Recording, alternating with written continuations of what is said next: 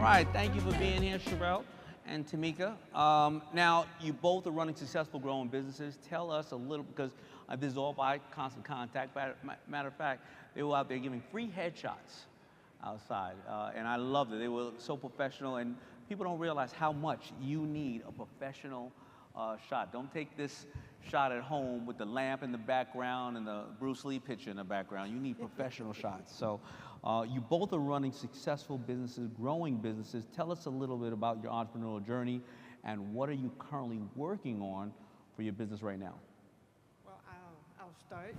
My name is Tamika, and my journey kind of goes all the way back. When I was a young girl, my mom always had summer tea.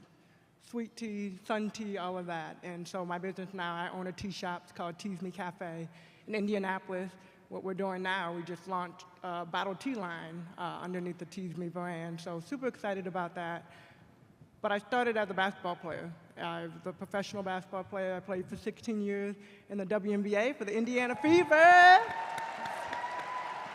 Also, like Jordan, represented the USA with the basketball team, won 4 gold medals with that. Nice, 4. So we had a lot on the stage, so it's really cool. But the opportunity to be an entrepreneur post-basketball that was not my dream, that was not my goal.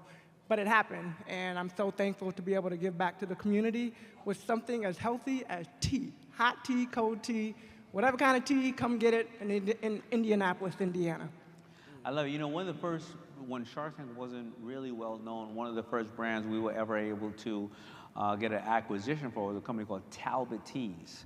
People love tea, and especially as as the market keeps growing. So I love the idea.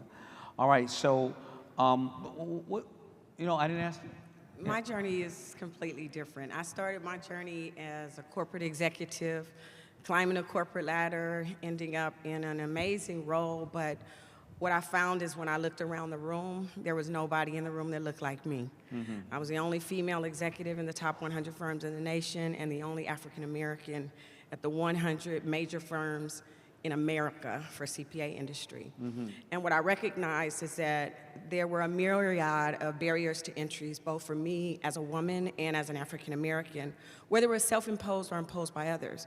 So after that 35-year career journey, I decided to go into full-time entrepreneurship to support business leaders, specifically women. You said after a 35-year career? 35 years, baby. My oldest son is 33. Ooh, well, you look great. Thank you. Look great. But I decided to go into entrepreneurship full-time as a high-performance leadership coach. And I've been already speaking for about 17 years, which Les Brown also is my fast fave. But because I really wanted to motivate and empower leaders, entrepreneurs, to gain all of the business acumen, skills, courage, to go for what it is that they want and break those barriers to entry into becoming a successful business leader. And how do you both deliver that message, the message of the tea, the message of what you're doing? How do you deliver that message effectively? Well, you said it earlier, really with constant contact. I'm here as an ambassador and mainly because that's what we use. So earlier you made a point about just giving back to the community. Mm-hmm. My sister and I, we also started the Catch the Stars Foundation. We focus on boys and girls ages 7 to 18. We provide programming around fitness, literacy, and youth empowerment. Through Catch the Stars Foundation, through Tease Me Cafe, we deliver our message really through constant contact. We're able to reach our different demographics. Social media is a huge part of that as well, and just making sure that in every single thing that we do, and earlier in the show we talked about consistency, being consistent and being authentic in the brand and who we are and what we want to represent. Yeah, and I would say similar to Tamika, it is about establishing critical relationships, I think you mentioned earlier, and having meaningful partners. I know Lalonde talked about that today, that actually will help you move the message forward. Like Tamika, of course, I'm also an ambassador for Constant Contact in terms of that being one of the platforms that I use. And when it comes to marketing, making sure that you stay true and authentic to who it is that you are, as many of the entrepreneurs who have up here have talked about. It's about connecting with people with their mind and their heart and providing them with the tangible tools that they need to catapult their life forward. And to the extent that you do that, then the message continues to spread. Because as you know, one-to-one becomes one-to-many. And so my goal is to just I never leverage the heard that. I marketing love tool. that. One All to right, well, you one. know that Scharrell Jackson said it, baby, so don't get it twisted. I now. got it. I got it. I got it. One to one becomes one to many. One to one leads one to many. I don't really focus on trying to get to every single person, but if I could change the life of just one person and plant that seed, and they can pay that forward, and they can pay that forward, then lives are going to change. No, I've never heard it said. I truly believe in that. You know, I always say, and this is what I love about Constant Contact, right? You know, all the barriers to business years ago, the walls are broken down now. You're one step away from your customer. I always say, try to be one step away from the money. I used to have to make something, maybe a store buys it, maybe they put it out. Who bought it after they put it out? Was it the mother buying it for herself or her husband? Was the husband buying it for herself? Now you have that communication. And I always say, if you can just get 10 people to love what you're doing, there's going to be another million that understand that. But if you can get those 10 ambassadors, money can't buy those ambassadors. It's the contact. It's the constant contact. It's the communication. I love the way you said it. Thank you. I love it. It's true, though, It is. right? It is. So what is that contact that you have with them?